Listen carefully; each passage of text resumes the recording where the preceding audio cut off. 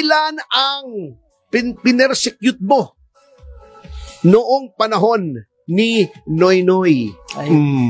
Yung mga kalaban sa politika, absuelto lahat. Ikaw ang nag-file lahat niyan. O, di ba? Delikado. So, wag kang ganyan, ma'am. Gawain mo yan eh.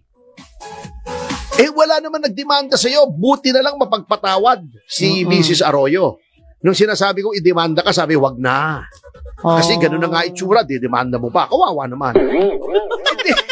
Grabe ka, Hindi, yung mukhang malungkot. Wala naman ako sinasabi. Sad siya.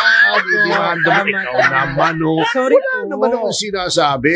O, di ba? Pero attorney, what if ituloy nga? Anong mangyari ngayon? Okay. Sasabihin mo. Eto. Para hindi ka na manghula, heads up ka na. Although, usually kami mga lawyers, we keep our cards close to our chest. Yes. May mga dokumento po.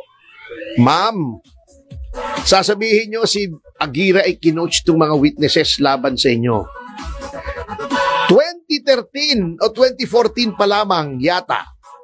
Etong sinasabi nyong witnesses laban sa inyo, naging kliyente ko yung mga yan. Yan ang sinasawag na Bilibid 19. Bilibid or not, ha? Bilibid 19. Ano yung Bilibid 19?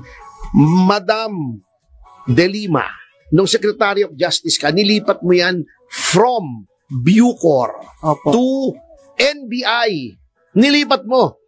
Inkomunikado. Ayaw mong pabisita sa pamilya, ayaw mong pabisita sa abogado. Kinailangan pumunta kami sa Court of Appeals para humingi ng writ of amparo para payagan kaming bumisita. Unconstitutional nga yung ginawa mo eh. Ano nakalagay sa Bill of Rights? Bawal yung inkomunikado, pero inkomunikado ginawa mo. Bakit?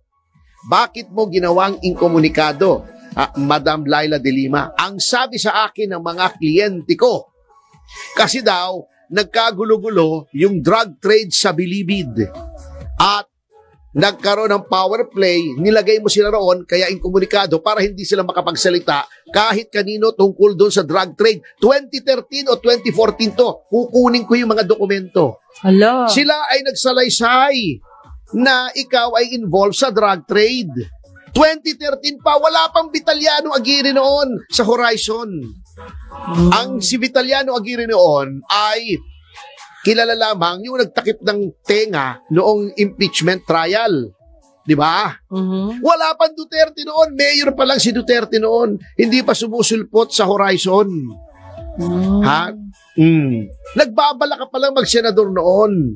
Bago sasabihin mo, kaya ikaw ay nag-manufacture ng witnesses, this very same witnesses, ay dahil ikaw ay senador, kalaban mo si Duterte, si Aguirre ang may pakana ng witnesses na ito. Hindi po si Aguirre. Witnesses na to. Yun na ang sinasabi nitong mga ito laban sa iyo. 2013 o 2014 pa lamang. Real talk yan. Yes. Hindi ka pa, siguro nag-entertain ka na mag-senador pero hindi mo pa ina-announce ni hindi pa kilala.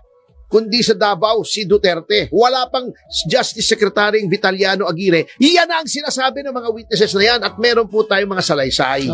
Okay. Sa akin po sinabi yan. Wala pa po akong pakialam kay Duterte. Wala pa akong pakialam na senador kayo at kalaban nyo si Duterte. Wala pang Vitaliano Aguirre. Iyan ang sinasabi ng mga yan. Kung merong nag-coach at nag-pressure sa mga bumaliktad na witnesses, eh hindi po kami. Kasi consistent po sila. Nag-iba lamang sila nung nagkakaso na at nawala na si Duterte at naging si Pangulong Bongbong Marcos na ang Pangulo.